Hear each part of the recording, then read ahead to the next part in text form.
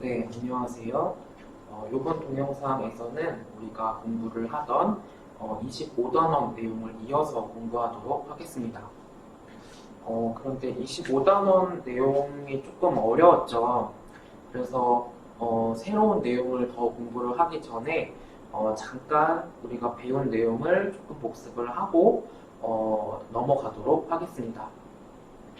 우리가 25단원 25.1과 25.2에서 배우는 내용이 옵션의 가격은 어떻게 결정이 될까, 어떻게 계산이 될까에 대한 내용입니다. 그래서 그 첫 번째 옵션의 가격을 계산해보는 방법이 바로 25.1에서 배우는 풋콜 페리티 방법이고, 그리고 이제 새로 동영상에서 배울 두 번째 방법이 25.2에서 배우는 블랙숄즈 옵션 가격 결정 모형입니다. 그래서 이 크게 두 가지 방법을 사용해서 옵션의 콜 옵션이든 풋 옵션이든의 가격을 결정을 가격이 계산될 수가 있는 것입니다. 그 중에서 우리는 지난 동영상에서 첫 번째 방법인 풋콜 페리티에 대해서 먼저 공부를 한 것이 되겠습니다.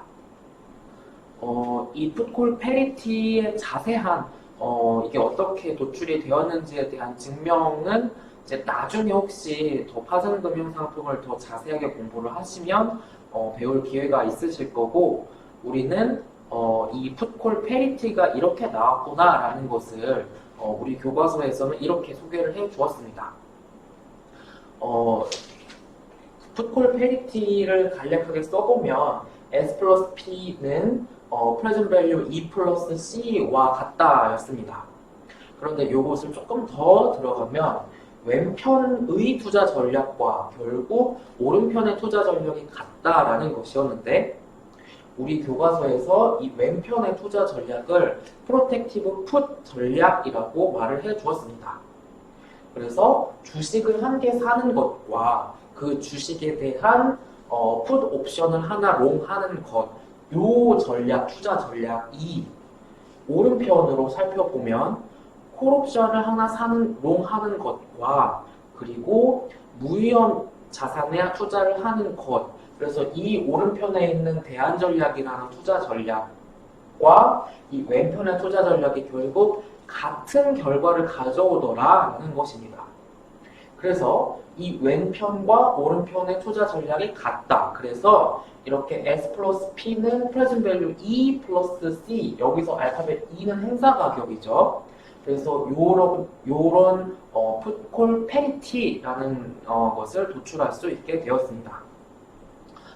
여기서 풋콜 페리티라는 것에서 페리티라는 것은 뭐 쉽게 생각하시면 어떤 등식 관계, 한 등식, 그래서 여기 지금 같다라고 이렇게 말을 했으니까 풋과 콜의 어떤 관계에 대해서 이야기를 해주기 때문에 이름을 풋콜 페리티라고 부르고 있습니다.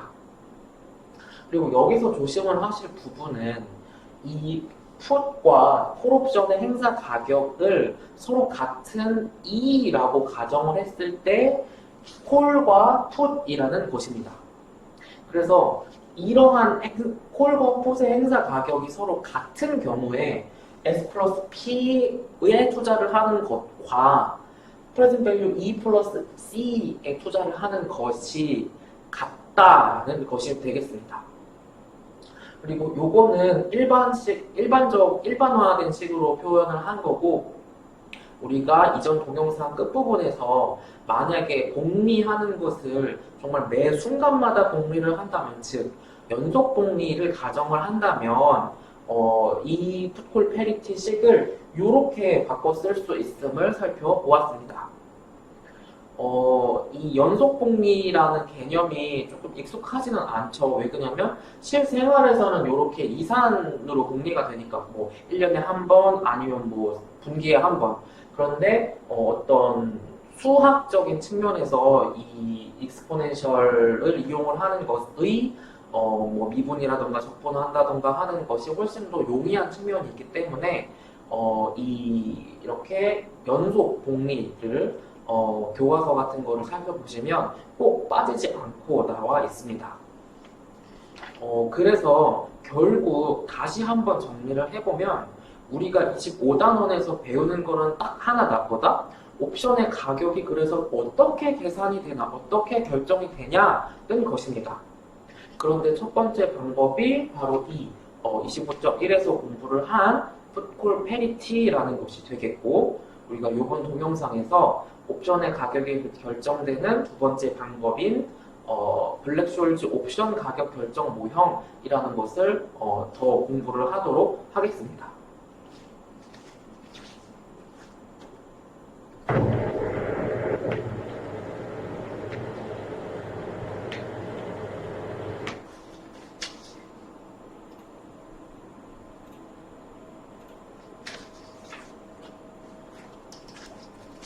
네, 그래서 25.2 부분을 공부를 해 볼 텐데요. 지금 보시면 이게 강의 노트를 잠깐 먼저 넘겨보셨다면 막 무슨 이렇게 기호가 많고 숫자가 많은가 막 짜증을 내실 수도 있겠는데 이 우리 교과서 범위 내에서는 이 블랙숄즈 옵션 가격 결정 모형의 어떤 어려운 측면에 대해서 이야기를 하고 있는 것이 아니라 이 블랙숄즈 옵션 가격 결정 모형이 도대체 뭔가에 대한 굉장히 간단한 부분에 대해서만 다루고 있기 때문에 너무 겁먹지 않으셔도 되겠습니다. 그리고 딱 교과서에서 이야기를 하는 정도만 우리가 제가 소개를 하도록 할 테니까 요 부분에 대해서는 이제 요 우리 수업을 들으시면서 천천히 따라오시면 되겠습니다. 블랙과 숄즈라는 이제 학자 두 분이 계신데 이 두 분이 이렇게 콜옵션 혹은 콜옵션과 풋옵션의 가격이 이렇게 딱 이론적으로 계산이 되는구나 라는 것을 이렇게 딱 공식화를 하셨습니다.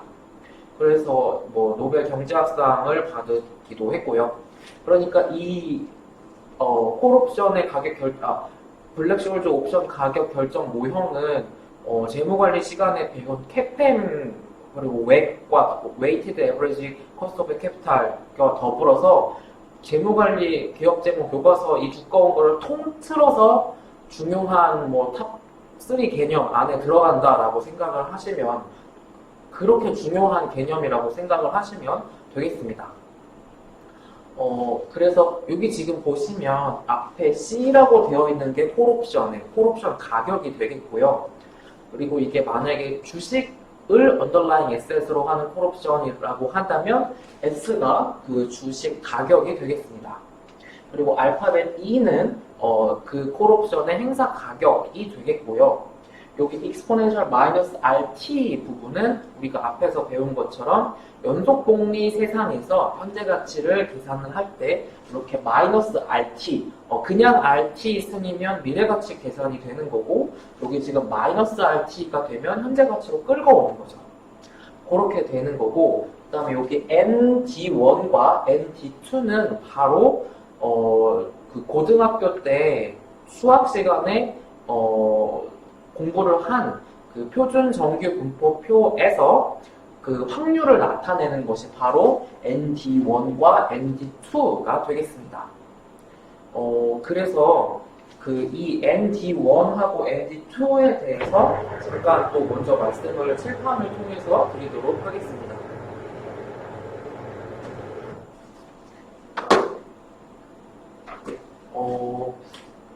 그 고등학교 수학 시간에 표준 정규 분포표에 대해서 공부를 우리가 했습니다. 혹시 그 표준 정규 분포표 개념이 생각이 안 나신다 하더라도 그거를 다 다시 공부를 해야 되는 게 아니고 그냥 요 딱 ND1, ND2가 요거구나 라는 것만 알면 이 25단원을 이해하시는데 전혀 문제가 없으니까 요 부분만 잘 이해를 하시면 되겠습니다. 그래서 우리가 고등학교 때 공부를 한 것처럼 만약에 여기를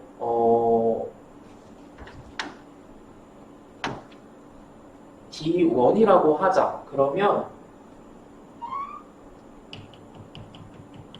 요 부분이 지금 만약에 이 표준 정규 분포표 그 전체 확률이 뭐죠? 전체 확률은 1이죠. 그러니까 어떠한 영역을 잡든 다 1보다는 작은 뭐 0점 몇의 값이 나오게 되겠습니다. 그래서 여기 지금 이 D1보다 작을 확률, 뭐 여기가 0이라고 하면 D1보다 작을 확률을 ND1이라고 하고 이게 뭐 0. 얼마가 될 것입니다. 그래서 이거를 우리가 고등학교 때 표준 전국 분포표 확률 그거대로 한번 표시를 다시 그 고등학교 때 식으로 표시를 해보면 확률 P 그 다음에 뭐 X가 D1보다 작을 확률이 0.xx고 그냥 요거를 그냥 표한 방법만 바꿔서 요렇게 그래서 결국은 요 영역 즉 요 확률을 나타내는구나 라고 생각을 하시면 되겠습니다. 그리고 아까 ND2도 마찬가지예요. 그래서 만약에 여기를 D2라고 잡는다라고 하면 이제 요 전체의 범위가 ND2가 뭐 예를 들면 될 수 있을 것입니다. 그래서 ND1하고 ND2라는 게 전혀 새로운 게 아니고 고등학교 때 배웠던 표준 정규 분포표에서 그냥 얘보다 작을 확률, 얘보다 작을 확률 뭐 읽기는 뭐 이렇게 읽기도 하고 이렇게 읽기도 하는데 우선은 그거는 조금 더 뒤에 보기로 하시고 어쨌든 이 D1보다 작거나 같은 확률을 나타내는구나. D2보다 작거나 같은 확률이 ND2라고 표현을 된 편이 된 거구나 라고 쉽게 생각을 하실 수 있겠습니다.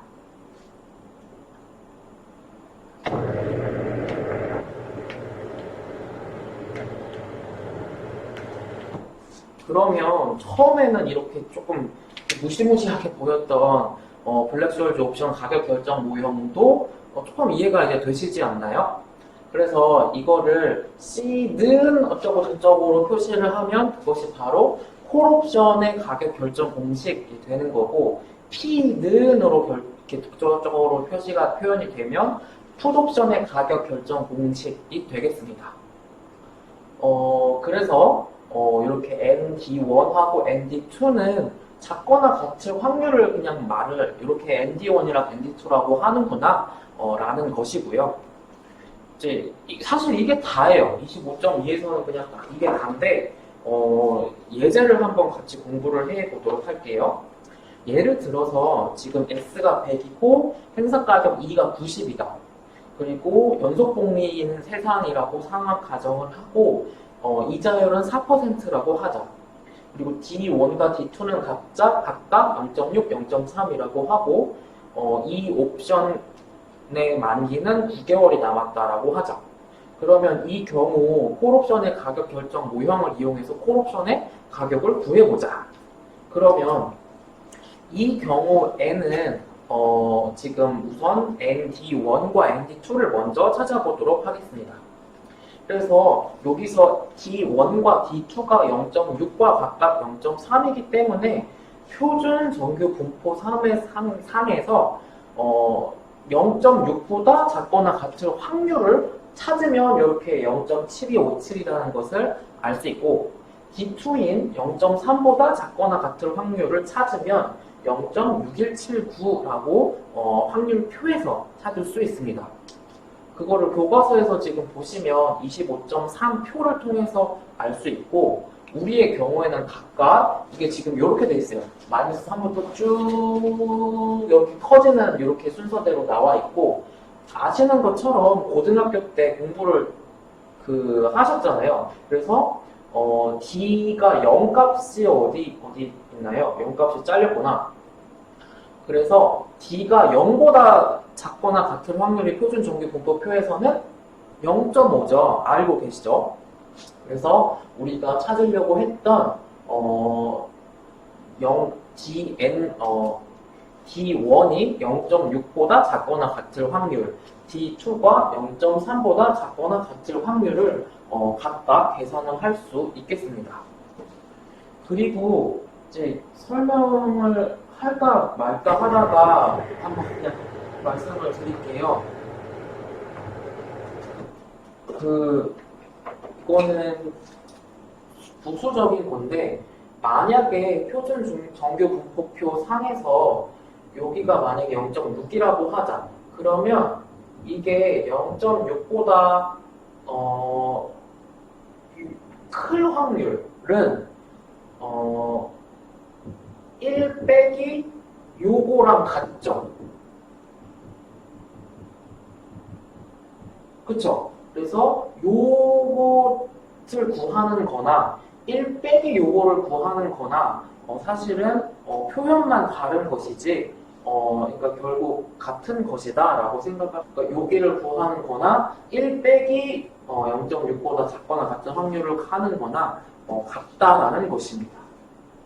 그래서 여기 표로 돌아오시면 제가 네모칸을 잘못 쳤네요. 그래서 ND1 하면 N0.6은 여기 지금 보시면 쭉 보다가 보시면 여기에는 잘렸는데 0.6이라는 거 나오는 부분을 찾을 수 있을 거예요. 그래서 그 D 값에 해당하는 바로 옆에 있는 ND 값을 찾아보면 이렇게 0.7257이라는 것을 알 수 있겠습니다. 그리고 ND2, D2가 0.3이잖아요. 그래서 쭉 보시다가 0.3이라는 D값이 있죠. 그래서 요것이 결국 N0.3 값은 0.6179가 되겠습니다. 그래서 여기 6179가 될 수 있겠고요. 혹은 여기 0.3이 D인 경우에 이렇게 바로 그냥 0.3짜리 D값을 찾아서 D값을 찾을 수도 있겠지만 아까 말씀드린 것처럼 1 빼기의 형태로도 찾을 수가 있겠다라는 것입니다.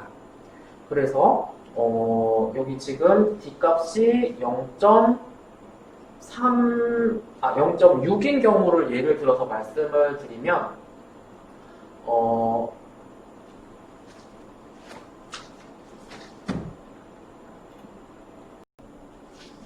네, 그리고 아까 말씀드린 것처럼 만약에 0.3보다 작거나 같은 확률을 찾으면 이렇게 0.6179가 되는 건데 그러면 여기 말고 여기는 어떻게 찾는 건데? 라고 하면 여기의 경우에는 아까 말씀드린 것처럼 1 빼기 요거를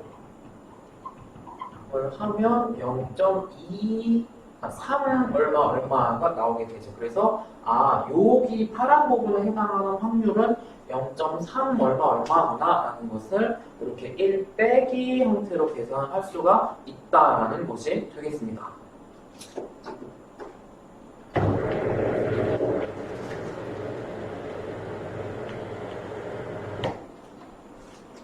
그래서 다시 우리 문제로 돌아와 보면 콜옵션을 계산을 해야 되는 문제였고요. 이렇게 ND1 값과 ND2 값을 먼저 찾아 놓았습니다.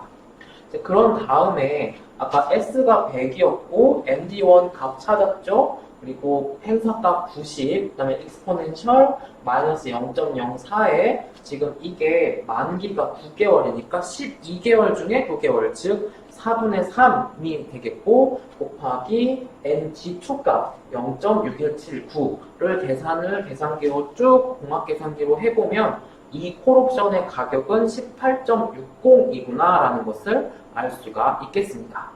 그래서 이렇게 블랙쇼일즈 옵션 가격 결정 모형, 즉 콜옵션의 가격 결정 모형을 통해서 이렇게 콜옵션의 가격이 깨끗하게 계산이 딱 되는구나 라는 것을 알 수 있겠습니다. 그래서 여기 이렇게 표가 D값과 그 각각에 해당하는 누적 확률 값이 주어지면 이렇게 표가 주어지면 ND1, ND2 값 찾는 거는 뭐 그냥 찾아서 활용하기만 하면 되는 거기 때문에 문제가 아니고요. 만약에 주어지지 않는다면 이렇게 계산을 해서 우선 D1 값과 D2 값을 찾아내고 그런 다음에 다시 ND1과 ND2 값을 찾아낼 수 있겠습니다. 여기 그래서 지금 보시면 공식이 조금 어려워 보일 수 있는데 이 S값이 주식 가격이고 다시 이 E가 행사 가격이 되겠습니다. 그리고 R이 아까 이자율이었고요. 그 다음에 T가 만기, 남은 만기가 되겠고, 시그마가 표준 편차가 되겠습니다. 그래서 D1 값은 요 방식으로 찾아낼 수가 있고 D2 값은 요 방식으로 찾아낼 수가 있다라는 것이 되겠습니다. 그래서 요 D1하고 D2 이 구하는 요 식을 외워야 되냐라고 질문을 하실 수가 있겠죠. 근데 우리 공부하는 범위 내에서는 이 D1, D2에 대해서 먼저 아는 것보다 콜옵션의 가격 결정 모형, 풋옵션의 가격 결정 모형에 대해서 아는 게 더 중요하기 때문에 이 D1, D2를 계산을 해봐라 라고 문제를 내지는 않을 거고, 만약에 낸다고 하더라도 그냥 이렇게 식을 D1 계산하는 식, D2 계산하는 식을 드리는 식으로 그렇게 할 예정입니다. 그런데 만약에 D1이 주어지지 않았어. 그러면 이런 정보들을 우리가 골라내서 D1 값을 이렇게 계산을 할 수 있다는 것입니다. 그래서 만약에 S가 70, 행사가가 80, 그 다음에 이자율이 4% 연속복리인 상황, 그 다음에 시그마가 0.6, 그 다음에 T가 3이다. 그러면 여기 나와 있는 값들을 D1 계산하는 요 식에 다 때려 넣습니다. 그러면 이렇게 D1이 마이너스 0.26이라고 나오게 되고, 또 D1 계산한 걸 이용해서 D2 값을 계산을 하면 마이너스 0.56이라는 것을 이렇게 알 수가 있겠습니다. 그런 다음에는 여기 우리가 앞에서 누적 정규 분포표에서 확률 값을 그냥 찾았던 것처럼 n-0.26 값을 찾고 n-0.56 값을 찾으면 되겠습니다. 이제 그렇게 해서 값을 찾았다라고 하면 최종적으로 이렇게 ND1 값과 ND2 값을 이렇게 넣어서 이렇게 콜옵션 가격을 이렇게 계산할 수 있겠습니다. 그래서 요 이제 방식으로 콜옵션 가격을 계산을 할 수가 있겠다라는 것이고요. 여기 지금 넘어가기 전에 콜옵션 결정 모형식을 잘 보시면 결국 콜옵션 가격은 어떤 요소들에 의해서 영향을 받느냐 하면 S, 그 다음에 E, 그 다음에 R, 그 다음에 T, 그리고 시그마. 시그마는 D1하고 D2 안에 이렇게 포함이 되어 있습니다. 그래서 이런 요인들에 의해서 바로 콜옵션의 가격이 높아지거나 낮아지거나 하는구나 라는 것을 알 수가 있겠습니다. 이게 아직 익숙하지가 않으니까 예제를 같이 더 풀어보도록 하겠습니다. 그래서 여기 지금 주식 가격이 40, 그 다음에 행사가가 36, 이자율은 연속복리인 세상에서 연간 4%, 그 다음에 시그마가 70, 그러니까 0.7, 그 다음에 만기가 3개월. 근데 여기 항상 주의하실 점은 요 T가 여기 개월이라고 주어지면 항상 우리는 기준이 연도이기 때문에 12분의 3개월이라고 여기 항상 문제에 넣으실 때는 12분의 3으로 넣으셔야 되겠습니다. 그래서 먼저 D1과 D2 값을 요 D1 공식에 넣어서 D1을 이렇게 0.5구나 라고 계산을 할 수가 있겠고, D1 구한 거를 또 여기 넣어서 D2 값을 이렇게 찾을 수 있겠습니다. 이렇게 찾은 다음에 이제 누적 확률 정규 분포표를 활용을 해서 ND1과 ND2 값을 찾을 수가 있겠고, 이렇게 ND1과 ND2 값을 찾았다면 여기에 각각 넣어서 최종적으로는 콜옵션의 가격이 이러한 상황에서 콜옵션은 7.71달러구나 라는 것을 우리가 찾아낼 수 있겠습니다. 그래서 다시 앞으로 돌아가 보면 결국 이 콜옵션 가격 결정 모형은 요거예요. 요거. S 곱하기 ND1 마이너스 E 곱하기 exponential 마이너스 RT 곱하기 ND2, 요게 콜옵션의 가격 결정 모형이다, 공식이다 라는 것이 되겠습니다. 요것처럼 이제 콜옵션의 가격이 결정되는 공식이 있는 것처럼 풋옵션도 가격이 계산되는 공식이 있습니다. 그런데 우리 교과서에서는 풋옵션은 그렇게 계산하지 않고 우리가 아까 배웠던 풋콜 페리티 기억나시죠? 그래서 그 네 가지 중에 세 가지를 알면 이제 나머지 하나의 가격을 계산값을 구할 수가 있잖아요. 그래서 나머지 세 개가 다 주어지고 만약에 핏값만 없다 그러면 그 풋 가격을 계산을 할 수가 있는 것이죠. 그래서 우리 교과서에서는 풋옵션인 경우에는 풋옵션의 가격 결정 공식을 따로 주지 않고 콜옵션만 가격 결정 공식을 주고 있습니다. 이제 그렇지만 나중에 또 파생 상품을 공부를 하시게 되면 이제 콜옵션이 가격 결정 모형 공식이 있었던 것처럼 풋옵션도 이제 콜옵션과 비슷한 그 공식으로 가격 결정이 계산이 되는 공식이 있거든요. 그래서 그거는 나중에 또 공부를 하실 기회가 있겠습니다. 그래서 여기에서는 풋옵션의 경우에는 블랙숄츠 가격 공식을 통해서 계산을 하는 게 아니고 앞에서 우리가 이미 공부를 했던 풋콜 페리티를 통해서 풋옵션의 가격을 계산하도록 하겠습니다. 그래서 여기처럼 정보가 주어져 있다. 주식 가격이 40이고 행사 가격이 40이고 그 다음에 이자율이 4%, 그 다음에 시그마는 0.8, 그 다음에 T가 4개월. 이 풋옵션의 가치는 얼마인가? 그러면 먼저 우리는 이러한 상황에서의 콜옵션의 가격을 아까 배운 콜옵션 가격 결정 모형을 통해서 계산을 할 수 있겠습니다. 그러면 콜옵션의 가치는 약 7.53이라는 것을 먼저 계산을 할 수가 있겠고요. 그러면 지금 이거 알죠? 이거 알죠? 이거 알죠? P만 모르네. 풋 가격을 우리가 계산을 할 수가 있겠습니다. 그래서 P에 대해서 식을 이렇게 쭉 정리를 해보면 여기 집어넣고 여기 집어넣고 여기 집어넣으면 풋 가격을 이렇게 $7라고 계산을 할 수가 있겠습니다. 그래서 우리가 앞에서 배운 풋콜 페리티를 활용을 해서 이렇게 풋 옵션의 가격을 계산을 해 본 것이 되겠습니다. 물론 여기서는 우리가 먼저 이러한 정보들을 가지고 블랙숄즈 모형을 공식을 통해서 콜옵션을 먼저 가격을 계산을 하고 그런 다음에 풋콜 페리티를 이용해서 이 풋 가격을 계산을 한 것이 되는 거죠. 그렇다면 이제 이렇게 한번 더 예제를 한번 각도 상황을 보도록 할게요. 주식 가격이 70, 행사가가 90, 그 다음에 이자율은 연속 복리인 상황이고 연간 8%, 그 다음에 시그마는 0.2, 그 다음에 만기는 12개월이 남아있다. 근데 이 경우에 이러한 상황에서 풋옵션 가격 계산해보세요 라고 하면 우리는 어떻게 계산을 할 수가 있겠냐면 우선 이러한 정보들을 가지고 콜 가격을 계산을 합니다. 그렇게 해서 계산을 해보면 1.65가 나온다는 것을 알 수가 있겠고요.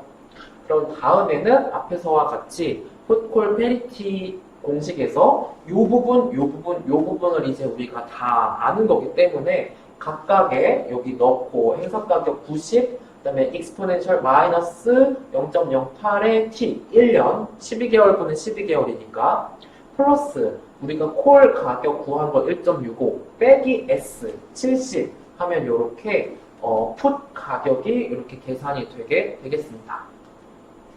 여기서는 지금 풀이 과정에서는 생략이 됐는데 D1과 D2 그리고 거기서 찾아내야 되는 ND1과 ND2 찾는 것도 여기서는 지금 생략이 되어 있죠. 요렇게 해서 그래서 콜 옵션과 풋 옵션의 가격이 각각 계산이 될 수 있구나 라는 것을 우리가 공부를 해 보았고요. 바로 우리가 살펴본 예제에서는 다시 한번 보시면 주식 가격이 70이고 행사 가격이 90인 상황이었습니다. 그래서 지금 행사가가 90이고 지금 주식 가격이 70이니까 지금 우리가 이러한 상황이라고 하면 풋옵션인 경우에 지금 주식 가격이 행사가보다 낮아 있는 상황이기 때문에 지금 바로 행사를 하면 90 빼기 행사가 70 해서 그냥 20을 바로 먹을 수가 있죠. 그쵸? 근데 그렇게 하면 차익 거래가 발생을 할 수도 있겠구나 라고 생각을 할 수 있는데 사실은 그렇지 않다는 거죠. 왜 그러냐면 이제 블랙쇼울즈 공식을 처음 접하셔서 아까 눈치를 못 채셨겠지만 블랙쇼울즈 공식을 처음 설명하면서 이 공식은 어떤 옵션의 가격 결정 공식이다 라고 말씀드렸냐면 유러피언 형식의 옵션의 가격 결정 모형이다, 공식이다 라고 말씀드렸습니다. 그리고 앞에서 옵션에 이렇게 아메리칸 옵션과 유러피언 옵션 두 가지 형태가 있다라고 말씀드렸는데 유러피언 옵션은 안타깝게도 만기 1회만 옵션을 행사하거나 안 하거나를 결정을 할 수가 있겠습니다. 그래서 이런 상황이라고 하더라도 지금 당장 행사를 못 한다는 거죠. 그러니까 만기 때까지 끙끙거리고 그냥 기다려야 한다는 거죠. 그렇다 보니까 블랙쇼울즈 공식은 아메리칸 옵션에는 적용될 수 없고 이 유로피언 옵션에 대해서만 가격을 결정하는 공식으로 사용할 수 있다는 것입니다. 예시를 여기 통해서 보시면 자 보세요. 행사가가 2가 80인 풋옵션을 샀다라고 가정을 해보자. 그런데 주가가 S가 0으로 떨어졌네? 그러면 이게 만약에 아메리칸 옵션이라면 지금 당장 행사하면 80 빼기 0 해서 80을 그냥 나는 먹을 수가 있겠죠. 아메리칸 옵션이면. 그런데 안타깝게도 이 옵션이 유러피안 옵션이라고 하자. 그러면 유러피안 옵션 갖고 있더라도 이거 지금 행사 못하고 만기 때까지 나 기다려야 되는 거죠. 근데 그 사이에 당연히 주가가 오를 수가 있겠죠. 0보다 밑으로는 못 가니까. 그래서 어떻게 생각을 할 수 있냐. 같은 행사가 같은 주가라면 언더라인 S의 가격이라면 풋옵션 안에서는 유로피언 풋옵션보다는 아메리칸 풋옵션의 가치가 더 높겠더라라는 것입니다. 왜? 유로피언 풋옵션은 지금 바로 행사 못하잖아. 근데 아메리칸 옵션은 지금 바로 행사하면 80 빼기 0을 바로 먹을 수 있다니까? 근데 이거 나중에 유로피언 옵션이라면 만약에 그 상황이라면 이게 얼마 주가가 오르겠지. 0보다 밑으로는 안 가니까. 그러니까 당연히 유로피언 옵션의 풋옵션 가격이 아메리칸 풋옵션보다는 낮을 수밖에 없겠습니다. 이제 유로피언 옵션과 아메리칸 풋옵션의 관계는 이렇고요. 이제 그렇다면 콜옵션의 경우에도 동일하냐라고 하면 콜옵션은 조금 또 다릅니다. 그래서 요거는 요 아메리칸 풋옵션, 유로피안 풋옵션 요 관계는 이 풋옵션의 경우에만 해당하는 것이고 콜옵션의 경우에는 꼭 이렇지는 않다라는 것입니다. 콜옵션의 경우에는 옵션이 살아있을 때, 즉 아직 옵션을 행사하지 않았을 때가 옵션을 지금 막 행사해야 되는 임박한 경우, 만기가 얼마 안 남은 경우보다 더 옵션 가격, 콜옵션 가격은 높게 된다라는 것입니다. 그래서 다시 한번 보면 콜옵션은 만기 때까지 기간이 조금 길게 남아있는 것이 즉 유로피안 옵션이나 아메리칸 옵션 이제 차이가 아니고 살아있을 때가 죽어있을 때보다 더 가치가 있다라는 것이 이제 콜옵션에 해당한다라고 할 수 있겠습니다. 이제 그렇다 보니까 이렇게 유로피안 옵션, 콜옵션이든 콜옵션이든 유로피안 옵션인 경우에는 이렇게 옵션 가격 결정 모형을 이용을 해서 가격을 계산하고 해볼 수가 있겠습니다. 이제 그렇지만 이렇게 아메리칸 옵션, 여기서는 풋옵션만이라고 얘기를 했지만 풋옵션이든 콜옵션이든 아메리칸 옵션이라면 어떤 가격을 계산해보는 딱 공식이 없습니다. 그래서 그러한 공식을 교과서에서 만약에 교과서 저자분이 얘기를 하시는 게 그러한 아메리칸 옵션, 콜옵션의 풋옵션의 가격을 계산해볼 수 있는 공식을 만든다라고 하면 그거는 너는 노벨 경제학상 받을 거다라고 이렇게 나와 있고요. 그렇다면 아메리칸 콜옵션이든 풋옵션이든의 가격 계산이 불가능하냐? 또 그건 아니고요. 이것도 마찬가지로 이제 뭐 국제 FRM이나 CFA 레벨 2, 레벨 1을 가시면 아메리칸 옵션의 가격을 계산해보는 방법에 대해서 어떻게 계산하는지를 공부를 하실 기회가 있을 것입니다. 그래서 아메리칸 옵션은 이렇게 공식으로는 계산을 못해요. 그런데 이렇게 뭔가 좀 이렇게 조금 번잡한 뭔가 과정을 거치면 그렇게 계산을 할 수가 있다라는 것이 되겠습니다. 그래서 이 동영상 마치기 전에 다시 한번 정리를 하면 우리가 이 앞 동영상에서는 풋콜 페리티라는 것을 통해서 S 플러스 P는 C 플러스 P 프레젠트 밸류 2와 같다라는 어떤 관계식 같은 거, 콜옵션과 풋옵션의 관계식 같은 거를 공부를 했고, 요 두 번째에서는 블랙숄즈 옵션 가격 결정 모형에 대해서 두 번째로 공부를 했습니다. 그래서 결국 옵션의 가격을 계산해보는 방법은 그렇게 풋콜 페리티를 이용하거나 옵션 가격 결정 모형을 이용하는 이 두 가지 중에 하나를 쓰면 된다라고 생각을 하시면 되겠습니다. 그러면 이번 동영상에서는 여기까지 공부하도록 하겠습니다.